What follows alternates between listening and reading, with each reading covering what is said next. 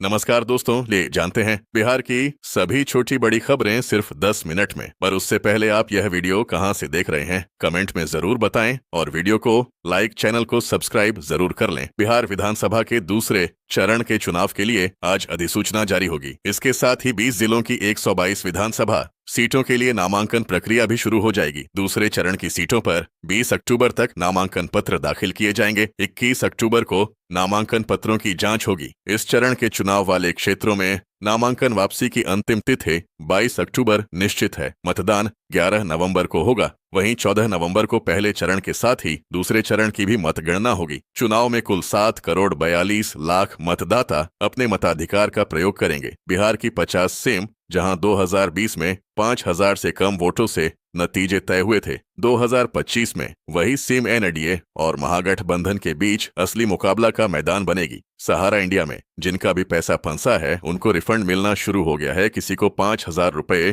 किसी को 10,000 रुपए, किसी को 20,000 रुपए। तो वहीं पर जिसका पैसा सबसे अधिक फंसा हुआ है उसको 50,000 रुपए का किस्त मिलना शुरू हो चुका है। अक्टूबर के महीने में हर व्यक्ति का किस्त जारी कर दिया जाएगा। प्रधानमंत्री नरेंद्र मोदी ने इसकी जानकारी सैंडल पर दी है। प्रधानमंत्री मोदी ने कहा है कि जिसका भी पैसा फंसा है उसको पूरा का पूरा पैसा मिलेगा। राजद नेताओं के अनुसार रजत इस बार कम से कम 135 सीटों पर चुनाव लड़ेगा। हालांकि पार्टी ने 137 सीटों पर चुनाव लड़ने की तैयारी कर रखी है, लेकिन घटक दलों के लिए पार्टी अधिकतम 1-2 सीटों की कुर्बानी दे सकती है। बिहार चुनाव को लेकर जन स्वराज पार्टी ने दूसरी लिस्ट जारी कर दी है, जिसमें 65 प्रत्याशियों के नाम शामिल है। इससे पहले जारी हुई लिस्ट में 51 नाम शामिल है। कल 116 कैंडिडेट्स के नाम का ऐलान हो गया है। भारत सरकार ने आई श्रम कार्ड धारकों के लिए विशेष घोषणा की है। अब सभी पात्र श्रमिकों को दीपावली से पहले मासिक पेंशन के रूप में 3,000 रुपए सीधे उनके बैंक खाते में मिलेंगे। यह योजना खासतौर पर उन मजदूरों के लिए है जो असंगठित क्षेत्र में काम करते हैं और जिनकी आर्थिक स्थिति कमजोर है। आज के समय में शिक्षा पूरी तरह डिजिटल होती जा रही है, लेकिन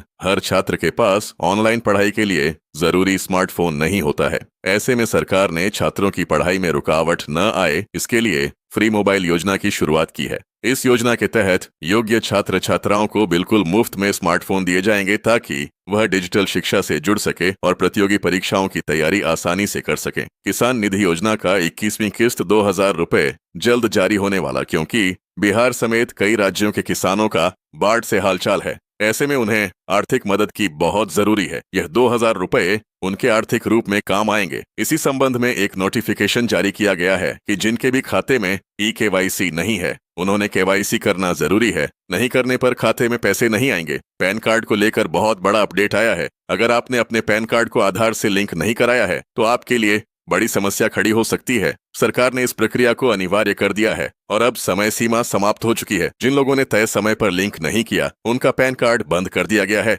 अगर आपका पैन कार्ड बंद हो गया तो आपका पैसा बैंक में फैल सकता है। बिहार चुनाव के लिए पहले चरण की 121 सीटों के लिए नामांकन प्रक्रिया सोमवार से तेज होगी, जबकि दूसरे चरण की 122 सीटों के लिए नामांकन भी शुरू हो रहा है। आयोग ने स्पष्ट किया है कि नामांकन पत्र में त्रुटि होने पर उसे रद्द कर दिया जाएगा। उम्मीदवारों को आयोग की वेबसाइट से फॉर्म डाउनलोड कर सावधानी पूर्वक भरने की सलाह दी गई है। दूसरे चरण में नवादा, औरंगाबाद, गया समेत कई जिलों में नामांकन होंगे। गांव में रहने वाली महिलाओं के लिए बड़ी खबर है। अब उन्हें घर बैठे ही रोजगार का अवसर मिलेगा। हर महीने 7,000 रुपए कमाने का मौका मिलेगा। बीमा सखी योजना के तहत ग्रामीण महिलाओं को ट्रेनिंग दी जाती है और उन्हें लिक एजेंट के रूप में नौकरी दी जाती है और वेतन 7,000 रुपए महीना दिया जाता है। AIMIM प्रमुख असदुद्दीन ओवैसी के दरभंगा जिले की 3 विधानसभा सीटों पर चुनाव लड़ने की घोषणा से महागठबंधन में हलचल है। रजत, कांग्रेस और वाम दल इसकी काट ढूंढ रहे हैं। मुस्लिम बहुल इलाकों में ओवैसी के कदम का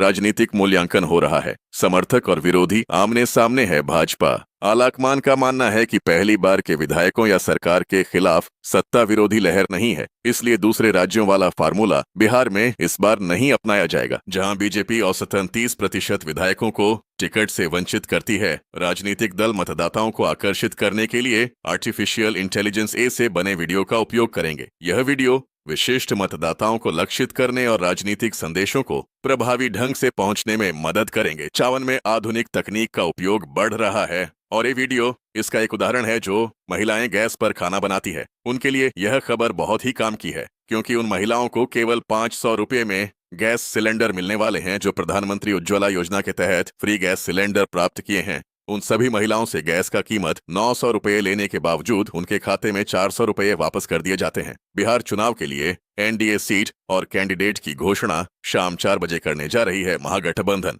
अभी मीटिंग में लगा है। जन स्वराज पार्टी की दूसरी लिस्ट आ गई है। यूपी के मंत्री राजभर ने बिहार में लड़ने की घोषणा की है। बिहार विधानसभा चुनाव 2025 के लिए नामांकन प्रक्रिया में पारदर्शिता लाने हेतु चुनाव आयोग ने प्रत्याशियों को शपथ पत्र जमा करने और चेकलिस्ट का पालन करने का निर्देश दिया है। शपथ पत्र में संपत्ति, आपराधिक रिकॉर्ड और शिक्षा का बुरा देना होगा। यह कदम चुनाव प्रक्रिया को निष्पक्ष बनाने के उद्देश्य से उठाया गया है ताकि मतदाताओं को उम्मीदवारों के बारे में सटीक जानकारी मिल सके। और विधानसभा चुनाव में प्रशांत किशोर की पार्टी जन स्वराज ने 65 प्रत्याशियों की दूसरी सूची जारी कर दी है, जिससे चुनावी माहौल गर्मा गया है। प्रशांत किशोर ने अति पिछड़ा समाज को 70 टिकट देने की बात कही है। जन स्वराज पार्टी की इस घोषणा से बिहार की राजनीति में हलचल मची हुई है। दरभंगा के डीएमसी अस्पताल में मरीजों को पड़ोसी गए खाने में बिच्छू मिलने से हड़कंप मच गया। मरीज ने अस्पताल प्रशासन के प्रति नाराजगी जताई और पहले भी ऐसी लापरवाही होने की बात कही। अस्पताल अधीक्षक ने मामले की जांच और सुधार की चेतावनी दी है।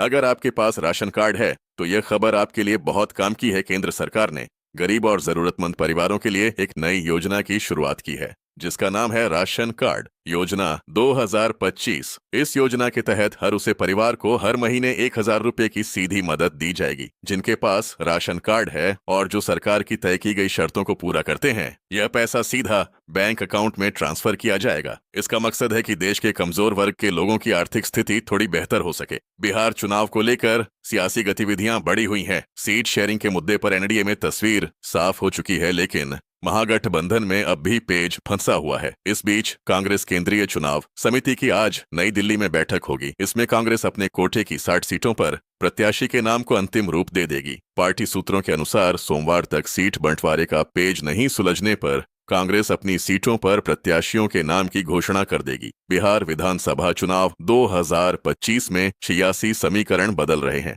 एएमआईएम ने महागठबंधन से निराश होकर आरएलजेपी एएसपी और तेज प्रताप यादव की पार्टी के साथ तीसरा मोर्चा बनाने का ऐलान किया है। एआईएमआईएम के इस कदम से मुस्लिम वोटों का बंटवारा हो सकता है जिससे एनडीए को फायदा हो सकता है। अन्य दलों के चुनाव लड़ने से मुकाबला त्रिकोणीय होने की संभावना है। कटिहार जिले की 7 विधानसभा सीटों पर मुस्लिम वोटों का प्रभाव हमेशा रहा है। ओवैसी की पार्टी द्वारा 5 सीटों पर उम्मीदवार उतारने की घोषणा से महागठबंधन को चुनौती मिल सकती है। प्राणपुर कड़वा, बलरामपुर मनिहारी और बरारी में ओवैसी की एंट्री से चुनावी समीकरण बदल सकते हैं। जन स्वराज पार्टी भी प्राणपुर में समीकरण बिगाड़ सकती है। इन सीटों पर मुस्लिम और यादव मतदाताओं का अच्छा प्रभाव है। इस घर के छात्रों के लिए एक बड़ी खुशखबरी सामने आई है। फ्री लैपटॉप योजना 2025 अब पूरी तरह से लागू की जा रही है। सुप्रीम कोर्ट के निर्देश के बाद केंद्र और राज्य सरकारों ने मिलकर फैसला लिया है कि 10वीं और 12वीं पास छात्रों को मुफ्त लैपटॉप दिए जाएंगे। साथ ही उन छात्रों को 25,000 रुपए तक की प्रोत्साहन राशि के रूप में मदद दी जाएगी ताकि वे आगे की पढ़ाई बिना किसी रुकावट के जारी रख सकें।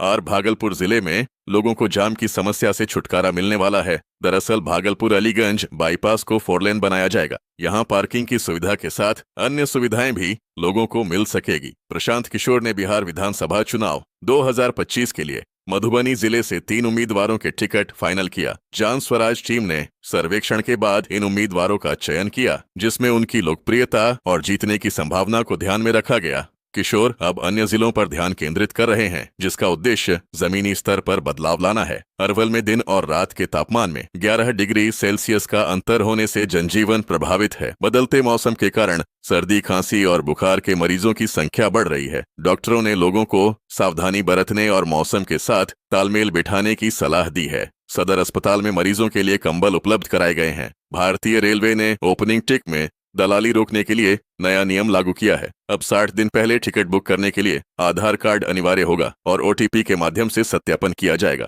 यह नियम रविवार से लागू हो गया है। आईआरसीटीसी ने यह कदम दैनिक जागरण में छपी खबर के बाद उठाया है जिससे यात्रियों को सुविधा होगी और दलालों पर लगाम लगेगी। बिहार विधानसभा चुनाव 2025 को लेकर राजनीतिक दलों के लिए नए नियम लागू किए गए हैं। रैली, जुलूस, हेलीकॉप्टर और चुनाव कार्यालय खोलने के लिए अनुमति लेना अनिवार्य होगा। पहले आओ पहले पांव के आधार पर अनुमति मिलेगी, सभा स्थल और रैली मार्ग की पूरी जानकारी देनी होगी। इन नियमों का उद्देश्य चुनाव प्रक्रिया को शुभ, अवस्थित और पारदर्शी बनाना है। आरा में 2015 के बिहार विधानसभा चुनाव में पहली बार नोटा का विकल्प दिया गया था, जिसका इस्तेमाल भी हुआ। लेकिन 2020 में भोजपुर जिले में नोटा का प्रयोग कम हो गया और 566 वोटों की गिरावट दर्ज की गई। मतदाताओं ने नोट के बजाय अपने पसंदीदा उम्मीदवारों को चुना, क्योंकि उन्हें लगा कि यह लोकतांत्रिक सरकार के लिए अधिक महत्वपूर्ण है। दरभंगा के 70 वर्षीय महिला से चेकिंग के बहाने 3 बदमाशों ने 8 लाख रुपए के सोने के कंगन ठग लिए।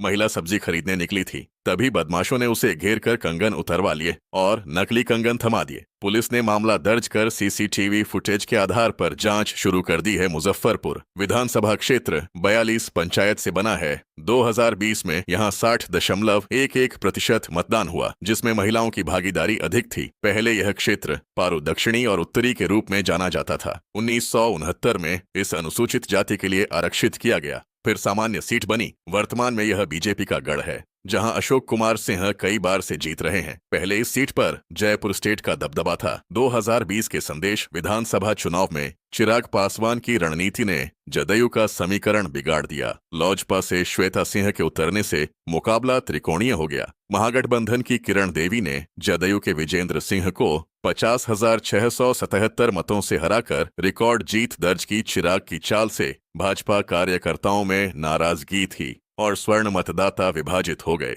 जिससे जदयू को हार का सामना करना पड़ा।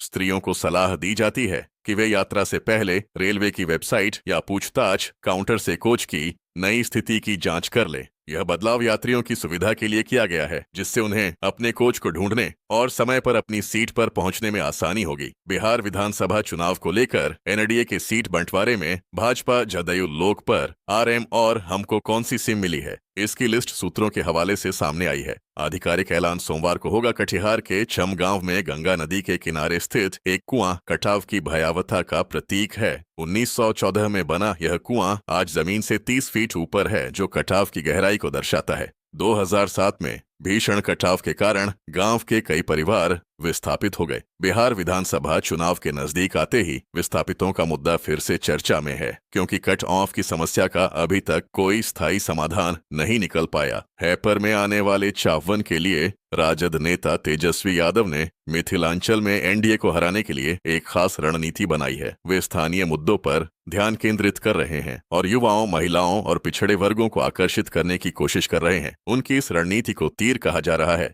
जिसका उद्देश्य मतदाताओं को राज्य की ओर लाना है। विधानसभा चुनाव में संदेश सीट पर महागठबंधन के लिए मुकाबला कठिन होने की संभावना है। पिछली बार चिराग पासवान की पार्टी ने यहां कड़ी टक्कर दी थी। इस सीट पर विभिन्न जातियों का प्रभाव है और महागठबंधन को सभी समुदायों को साथ लेकर चलने की चुनौती होगी। महागठबंधन को यहां जीतने के लिए एक ठोस रणनीति बनानी होगी। विधानसभा चुनाव के मडंजर जांच के दौरान 2 व्यक्तियों से 19,95,000 रुपए नकद जब्त किए, पर यह पुलिस अधीक्षक आनंद कुमार के अनुसार कोतवाली थाना क्षेत्र में हुई। इस कार्रवाई में फर्स्ट और आयकर विभाग को भी सूचित किया गया है। दोनों संदिग्धों को हिरासत में लेकर पूछताछ जारी है और पुलिस धन के स्रोत की जांच कर रही है। बिहार की राजनीति में चुनावी सरगर्मी के साथ ही अवसरवादी था और दल बादल का खेल शुरू हो गया है। नेता पुत्र मोह में परिया बदल रहे हैं तो कुछ अवसर देखकर घर वापसी कर रहे हैं। गठबंधन की राजनीति में भी बदलाव देखने को मिल रहा है। मतदाता अवसरवादी राजनीति को कितना स्वीकार करेंगे, यह देखना दिलचस्प होगा।